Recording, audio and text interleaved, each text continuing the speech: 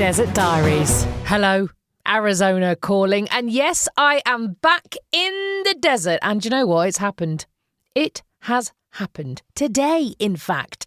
Officially the first day since about April that I've put on a pair of socks. Now, obviously going out hiking and the like, socks are in order. But usually, even into December, I'm a flip-flops kind of girl around the house. But today, sitting at my desk, working away, I thought, oh, do you know what? Nippy toes. So yeah, the day has come. Socks are now in session and probably they'll be around till about February. It's not bad though, hey, is it? I flew home on Monday night after a glorious week in New York City. And you know, I knew that I really, really missed people from home. I mean, family, of course, but old friends and colleagues too. But I just didn't realise quite how much I've missed hanging out with people who know me, know my history, know my sense of humour from the outset. And you know, I love meeting new people. There is nothing more delightful to me than a room full of strangers. I thrive off making new friends and learning about new ways of life and experiences. I really do, but it is quite tiring to keep introducing yourself, to keep starting fresh. And thanks to bloody COVID, of course, even the friends I've been able to make here in Phoenix don't know me as well as they might have, had we been able to hang out just a bit more, or nor I them, of course. Being able to slip into easy conversations with old friends, sharing in-jokes, reminiscing about times we've had together. Oh, it was just the salve my soul really needed. I don't really know how I've managed to go for so long without it. And I really hope it's not another 3 years until I can do it again. New York was, as ever, exhilarating and exhausting in equal measure. My average daily step count went through the roof, but then, to be fair, so did my average daily calorie intake. Oh, bagels.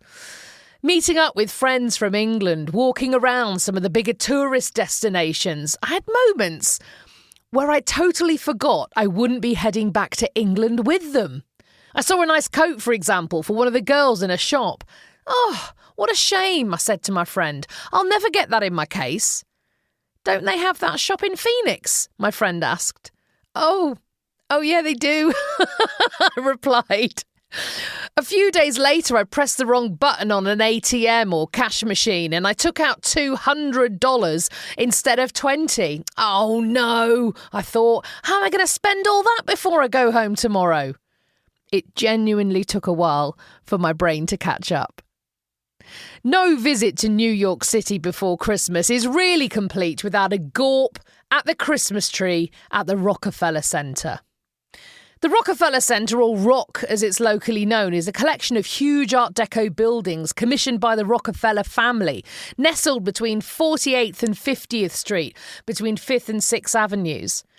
There are 19 buildings in all, featuring Radio City Music Hall, the NBC studios, and a bunch of other commercial and media businesses, huge underground concourse as well.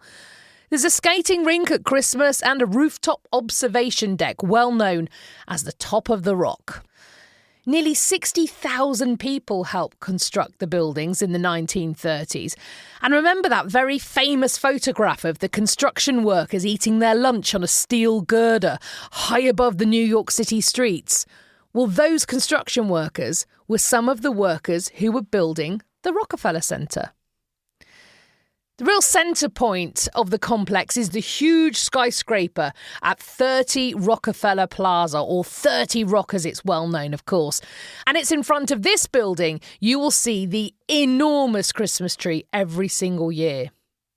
This year, the tree's a 79 feet tall Norway spruce, 46 feet wide, and it weighs 12 tons.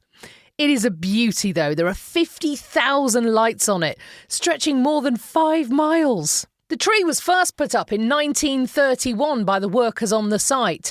The construction of the Rockefeller Center was one of the few building projects going on in New York at the time, as the States, of course, are in the grip of the Great Depression, and the workers were really thankful to have employment, so put the tree up as a symbol of gratitude and hope, and decorated it with paper garlands made by their families.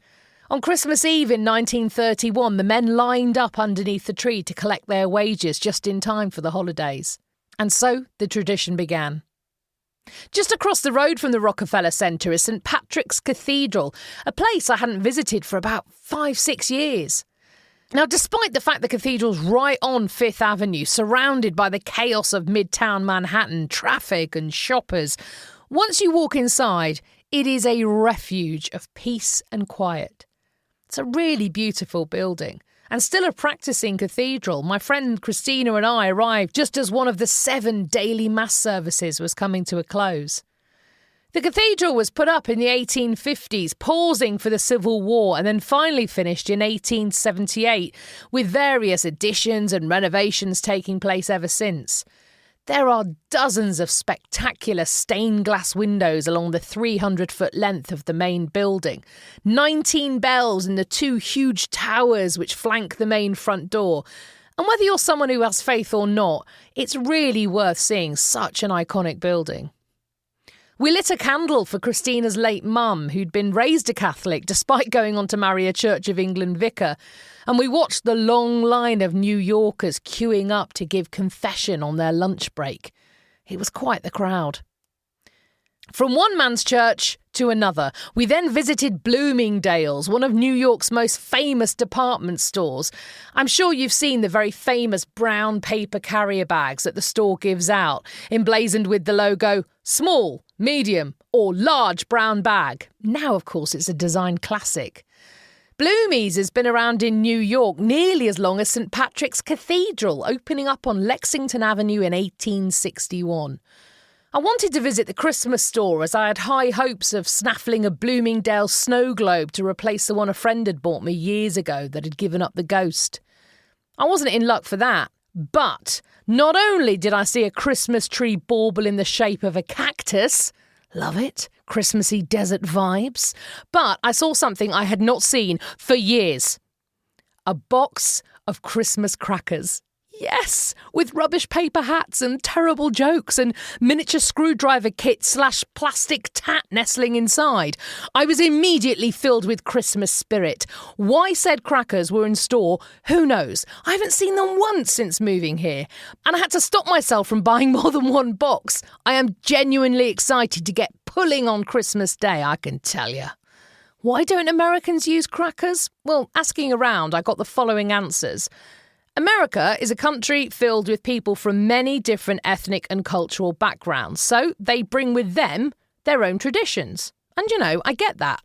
I looked into it, and Christmas crackers only really became mainstream in Britain in the 1840s, and America had understandably already established a lot of its own traditions by then. Another answer, slightly less helpful. Why would anyone over the age of 10 years wear a paper hat to eat a meal? Bah humbug, I say to that one. So now, back in the desert, with our crackers and cactus bauble and gravy granules, Paxo stuffing and Quality Street kindly donated by friends, we're quietly getting ready for Christmas as a family of 4. Honestly, it's not the Christmas we'd hoped to have. My dad simply isn't well enough to get on a plane right now, and we're not able to travel to him, so he faces another Christmas on his own. As does my mum, alone in Western Australia.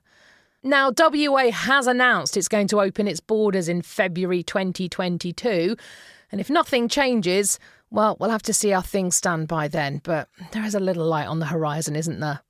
My in-laws aren't comfortable with international travel right now, and I totally understand that.